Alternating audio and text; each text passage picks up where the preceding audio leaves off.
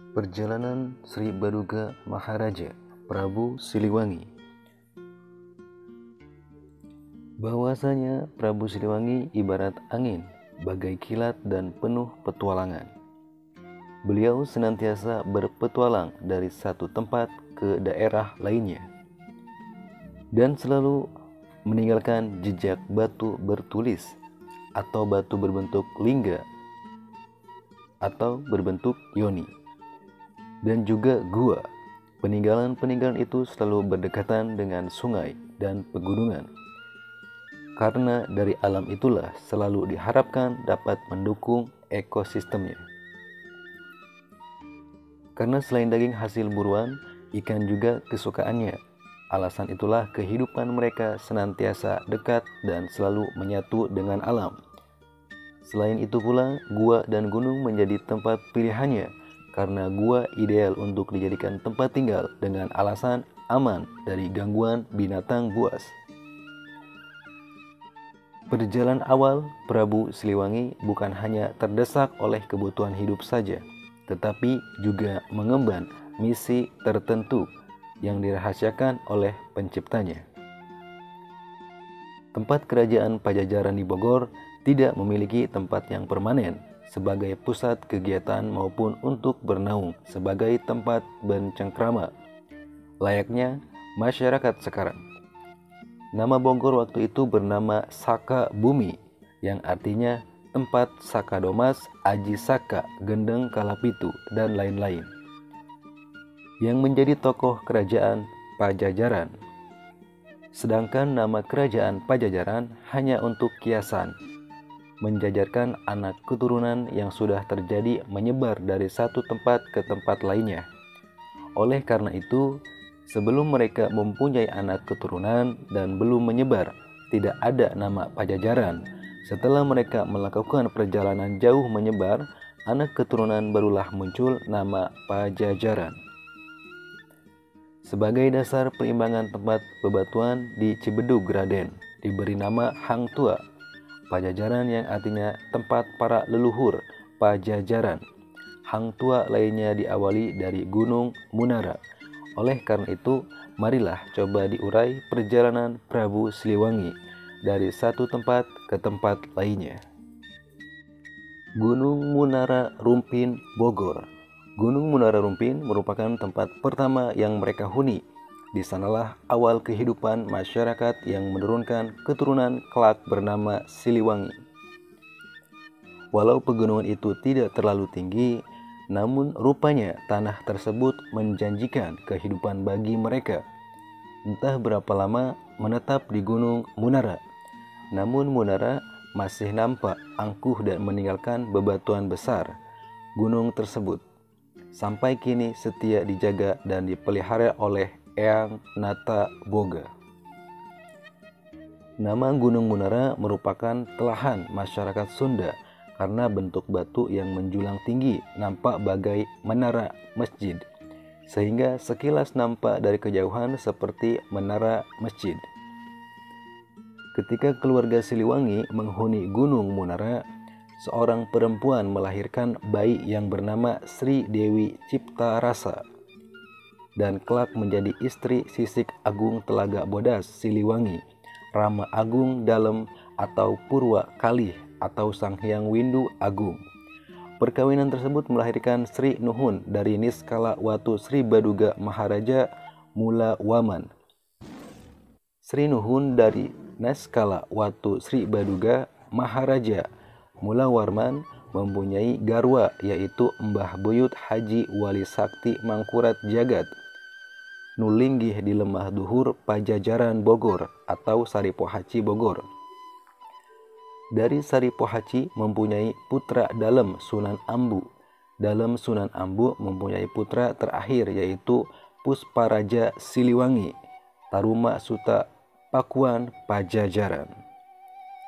Masih Mbah Buyut Haji Wali Sakti Mangkurat Jagat atau Sapu Jagat nucalik di Gunung Halimun mempunyai putra Sangyang Singa Perbangsa atau Atok Larang atau Balekak Larang, atau juga Atok Larang atau Balekak Larang mempunyai putra Ratu Dayang Sumbi.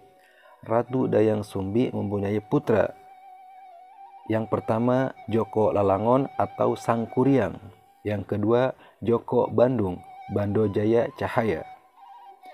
Agar rangkaian keturunan ini lebih jelas, maka perlu diuraikan pula ketika Gunung Halimun, walaupun terkesan penulisan ini melompat-lompat, tetapi dianggap perlu disinggung terlebih dahulu sewaktu sapu jagat di Gunung Halimun.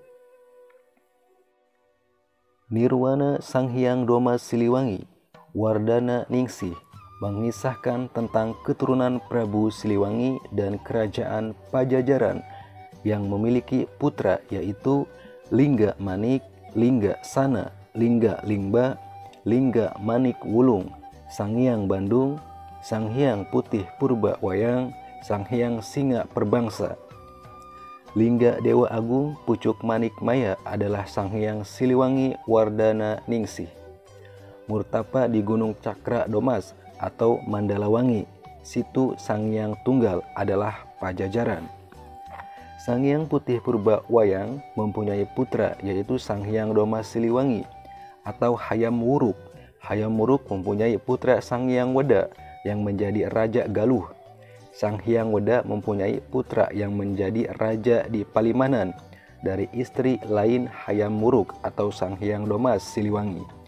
Mempunyai putra Patih Gajah, yaitu Selanjutnya Gunung Kapur Ciampea Bogor. Saat keluarga kecil itu berada di Gunung Kapur Ciampea, mereka membuat peninggalan berupa arca.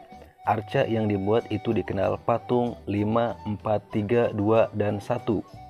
Seiring kebudayaan dan keterampilan orang dulu yang belum maju, maka patung yang dibuat pun tidak sebagus dan sehalus tangan-tangan yang terampil.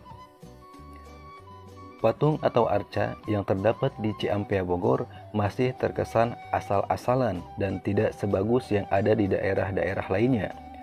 Konon, bentuk patung yang dibuat merupakan wujud peringatan atau pesan bahwasanya di tempat tersebut pernah ditempati atau dihuni kelompok masyarakat Siliwangi. Patung adalah lambang atau pertanda untuk menunjukkan bahwa di sana telah hidup dan ada kehidupan sejak zaman purbakala, atau semacam monumen tentang adanya manusia terdahulu. Adapun yang dapat diketahui dari patung-patung batu atau arca tersebut, masing-masing memiliki nama sebagai identitasnya, yaitu Sang Hyang Cupu Manik, Sang Hyang Dewa Braja, Sang Hyang Mustika Dewa Domas, Sang Hyang Agung Dewa Suci. Tidak mustahil menemani patung atau arca-arca tersebut yang sebenarnya merupakan anak keturunan dari Sri Nuhun Darniskala Watu Sri Baduga Maharaja Mula Warman. Namun sayang, ternyata di daerah yang dianggap cikal bakal pengungkapan sejarah tersebut, kini batu berupa patung atau arca sudah tidak nampak lagi. Konon, pada tahun 1974, patung-patung tersebut telah berpindah tempat. Bahkan sekarang sebanyak 3 arca telah berada dalam kotak peti dalam kondisi pecahan batu kapur di pasir angin Lewiliang. Padahal dengan berpindahnya tempat bertengger patung atau arca berarti jejak sejarah telah berubah. Bahkan mungkin untuk generasi mendatang akan lebih sulit melacaknya. Kapan, bagaimana, dan di mana titik tolak awal sejarah jati diri Pajajaran maupun nenek moyangnya. Dari Gunung Kapur itulah mulai adanya perkembangan budaya masyarakat dan jumlah anggota keluarganya bertambah. Selanjutnya gunung itu pun ditinggalkan. Namun sebelum beranjak migrasi ke tempat lain, mereka sempat mengabdikan pula dengan suatu monumen. Mereka membuat padatala, yaitu batu jejak kaki gajah dan kaki ayam. Hal ini mengingatkan kita tentang kaki gajah sebagai simbol Gajah Mada dan kaki ayam adalah Hayam Wuruk. Namun sayang, batu tersebut telah lenyap di lokasinya yang kebetulan berada di tepi sungai Padahal batu itu dapat menjadi rujukan suatu bukti adanya nama Gajah Mada maupun Hayam Wuruk dari Pajajaran yang kelak menguasai Pulau Sunda di sebelah timur. Lemah Duhur Batu Tulis. Sewaktu Pancawala setelah menyandang Siliwangi berada di Batu Tulis, Sri Dewi Ciptarasa meninggal dunia. Pada masa itu, kebudayaan yang berkembang masih menganut agama Hindu. Oleh karena itu, sebagai penganut Hindu, setiap yang meninggal melalui proses perabuan, mayat Sangyang Sri Dewi Ciptarasa dibakar. Abu mayatnya dikuburkan di sebelah Prasasti Batu Tulis bersama 8 makam lainnya. Prasasti Batu Tulis. Di sebelah makam itu terdapat pula makam perabuan kerabatnya yang bernama Sangyang Loro Agung. Sedang tempat pembakaran mayat, tepatnya pada rumah yang pernah menjadi tempat tinggal penduduk yang bernama Haji Aming, Jalan Batu Tulis. Di sebelah utara Batu Tulis terdapat Batu Panjang, merupakan tempat kesukaan Sangyang Lodaya Sakti bersemedi.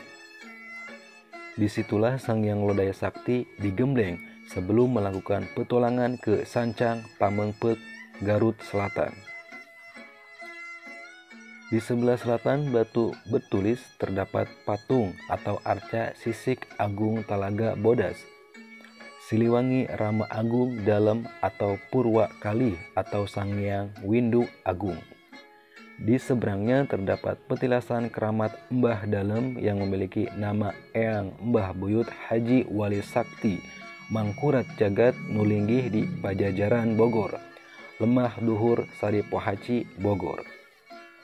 Leluhur tersebut mempunyai buyut kidang Pananjuang, Mbah Dalem Kedung Badak.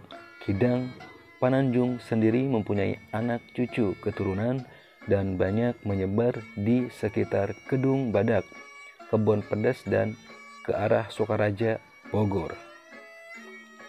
Sedangkan Cipaku Bogor sebelumnya bernama Blubur yang meliputi Cipaku sampai batas wilayah Ciawi dan Cijeruk. Sedangkan Kebun Raja atau sekarang terkenal bernama Kebun Raya dahulu merupakan kawasan Sangyang Domas Ciptahunan, khususnya nama Blubur atau Cipaku ketika pengembaraan ke Purwokerto. Tokoh dari Blubur menggunakan samaran Banyak Blubur.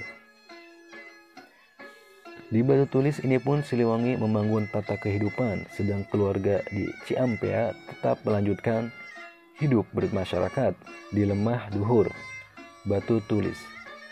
Siliwangi yang sebelumnya bernama Pancawala mendapat gelar pula Sri Nuhun Darnis Kala Watu Sri Baduga Maharaja Mula Warman. Beliau terus meningkatkan nalarnya. Ilmu pangweruhnya dituangkan dalam tulisan pada batu tersebut, sehingga terwujud batu bertulis huruf lingga. Hal itu dilakukan seolah amanat untuk dikenang jejak Siliwangi dan keluarganya, serta yang terpenting menjadi peringatan bahwasanya beliau telah mendiami daerah itu.